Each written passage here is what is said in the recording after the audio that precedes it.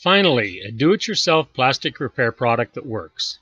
Easy ABS Repair is a heavy-bodied liquid ABS resin designed to easily repair any damaged ABS plastic. This video details the repair of the front fender on a Ford Focus. The damage was so extensive the car was written off. About 30% of the fender was missing. This is the second of 3 videos on this repair. I hope you find it informative. Use masking tape to tape the piece you have cut out into place. If possible, tape from the inside so you can work without taping the front.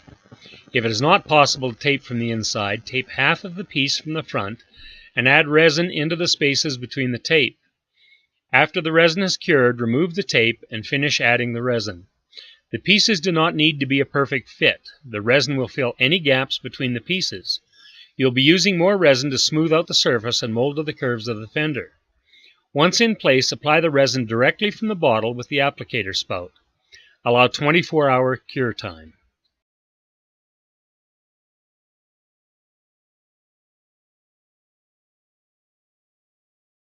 Put masking tape on the ABS sheet. Hold it in place and trace out the shape. I have put tape on both sides of this piece as I am tracing to fit to the remaining fender on the front side and the curve of the wheel well on the other side. Use a pair of tin snips or a jigsaw with a fine-toothed blade to cut out the piece. As this is a very large piece with a small curve to it, I am able to bend the curve by hand without heat. Again, tape the piece into place. As this is the last large piece, it cuts off my access to the inside of the fender, and the remaining pieces must be taped from the front. The piece must be secure, but make sure you are leaving enough spaces to apply the resin. When cured, remove the tape and finish applying the resin.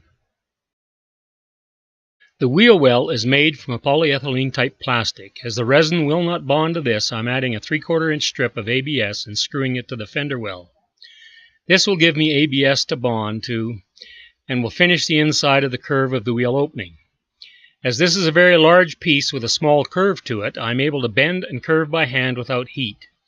When you have the curve bent to match the fender, you are ready to tape the piece into place.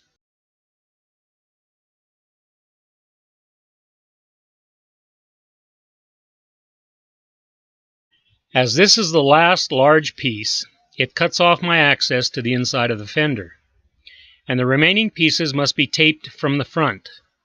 The piece must be secure, but make sure you are leaving enough spaces to apply the resin. When cured, remove the tape and finish applying the resin. V-groove out the cracks with a Dremel tool. The groove should be about 75% through the plastic and 1/4 to 3/8 of an inch wide. Apply the resin directly from the bottle.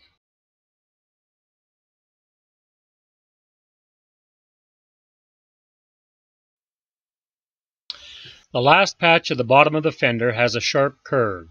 We will need to heat the patch and mold it to the curve of the lower fender. I use an old toaster oven to heat the patch. It only takes a few minutes to heat up, and it will become as flexible as a piece of paper. Remember to use gloves. The plastic gets very hot.